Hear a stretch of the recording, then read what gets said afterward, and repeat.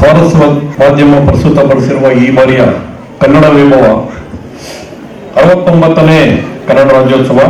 ಈ ಒಂದು ಸಮಾರಂಭದ ಸುಂದರ ಸಮಾರಂಭದ ಅಧ್ಯಕ್ಷತೆಯನ್ನು ವಹಿಸಿರುವ ನಮ್ಮ ಕ್ಷೇತ್ರದ ಜನಪ್ರಿಯ ಶಾಸಕರಾದ ಸನ್ಮಾನ್ಯ ಪುಟ್ಟಸ್ವಾಮಿಗೌಡರೇ, ಮಾಜಿ ಶಾಸಕಿಯರು, ನನ್ನ ಅತ್ಯಂತ ನಿಕಟವರ್ತಿಗಳು, ನಮ್ಮ ಕುಟುಂಬದ ಹಿತೈಷಿಗಳು ಆದ ಶ್ರೀಮತಿ ಜ್ಯೋತಿ ರೆಡ್ಡಿ ಅವರೇ, ಬೆಂಗಳೂರಿಂದ ಬಂದು ಈಗ ನಮ್ಮ ಗೌರಿಬಿದನೂರು ಯುವಕರಿಗೆ ಮಕ್ಕಳಿಗೆ ಸ್ಫೂರ್ತಿದಾಯಕ ಭಾಷಣವನ್ನು ಮಾಡಿರುವ ನಮ್ಮ ಜಿ ಬಿ ವಿನಯ್ ಕುಮಾರ್ ಅವರೇ,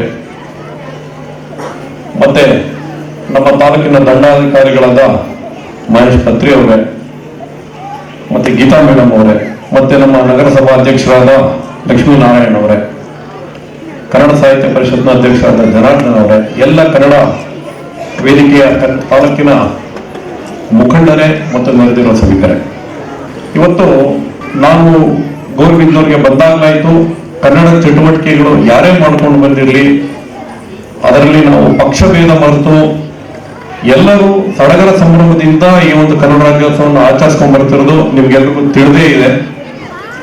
ಈ ಗಡಿನಾಡು ಭಾಗದಲ್ಲಿ ಕನ್ನಡ ರಾಜ್ಯೋತ್ಸವ ಮಾಡೋದಕ್ಕೆ ಒಂದು ವಿಶೇಷವಾದ ಒಂದು ಹಿನ್ನೆಲೆಯೂ ಇದೆ, ಒಂದು ಇತಿಹಾಸ ಕೂಡ ಇದೆ. ಏಕೆಂತಂದ್ರೆ ಇವತ್ತು ನಮ್ಮ ತ್ಯಾಗರಾಜವರು ಕಷ್ಟಪಟ್ಟು ಈ ತರದೊಂದು ಆಯೋಜಿಸಿ ಕಷ್ಟಪಟ್ಟು ಮಾಡ್ತಿದ್ದಾಗ ನಾವುಗಳೆಲ್ಲ ಇದ್ದಾರೆ ತಪ್ಪಾಗುತ್ತೆ ಅಂತ ನನ್ನ ಕಾರ್ಯಕ್ರಮಗಳನ್ನ ಬೆಂಗಳೂರಿನಲ್ಲಿ ಶನಿವಾರ ಬೇಕಾದಷ್ಟು ಇರ್ತಿತ್ತು, ಎಲ್ಲವನ್ನು ರದ್ದು ಮಾಡಿ ಇವತ್ತು ಅವ್ರ ಜೊತೆ ನಾನು ಕೆಲ ಕಾಲ ಕಳೀತಾ ಇರೋದಕ್ಕೆ ನಮ್ಗೆ ಬಹಳ ಸಂತೋಷ ಅನಿಸಿದೆ. ಡಾಕ್ಟರ್ ಎಚ್ ನರಸಿಂಹಯ್ಯನವರ ಒಂದು ವೇದಿಕೆಯಲ್ಲಿ ನಾವು ಕೂತ್ಕೊಂಡು ಇವತ್ತು ನಾವು ಈ ಒಂದು ಸಮಾರಂಭನ ಏರ್ಪಡಿಸಿದ್ದೀವಿ. ಸಭಿಕರ ನಿಮ್ಗೆಲ್ರಿಗೂ ತಿಳಿದಿರ್ಬೋದು, ಡಾಕ್ಟರ್ ಎಚ್ ನರಸಿಂಹಯ್ಯನವರು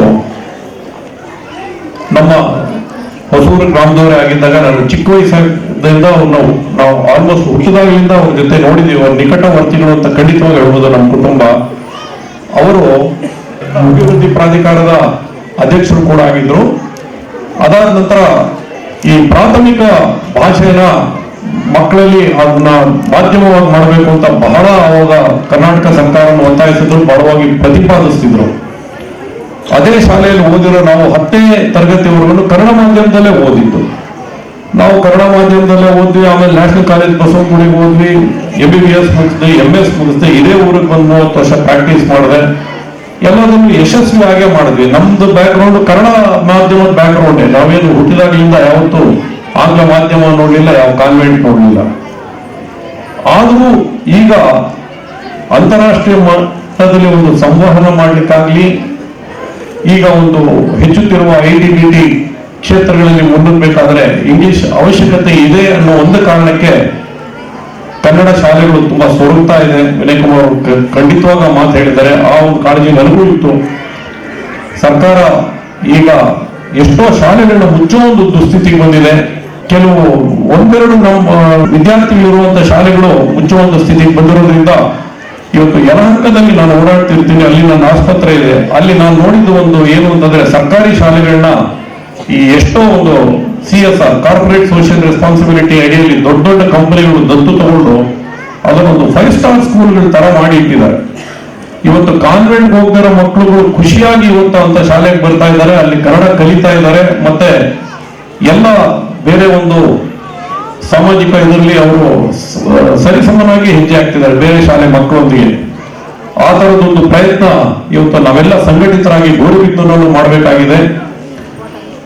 ಆ ಒಂದು ಕ್ರಿಯೆ ಈ ವರ್ಷದಿಂದ ನಮ್ಮ ತ್ಯಾಗರಾಜವರ ತಂಡ, ಇಲ್ಲಿ ನಡೆದಿರುವ ಎಲ್ಲ ನಮ್ಮ ಕನ್ನಡ ಸಕ್ರಿಯ ಎಲ್ಲ ವೇದಿಕೆಗಳ ಮುಖಂಡರು ಯಾರಿದ್ದಾರೆ, ನೀವೆಲ್ಲ ಸೇರಿ ಈ ಒಂದು ಕೆಲಸ ನಮ್ಮ ತಾಲೂಕಿನಲ್ಲಿ ಮುಂದೆ ಬರೋ ದಿನಗಳಲ್ಲಾಗ್ಲಿ ಹೆಚ್ಚು ವಿಜೃಂಭಣೆಗಳಿಂದ ಇದನ್ನು ಆಚರಿಸಲಿ ಅಂತ ಆಶಿಸ್ತಾ ಮಾತಾಡಲು ಸರಿ. ಧನ್ಯವಾದಗಳು.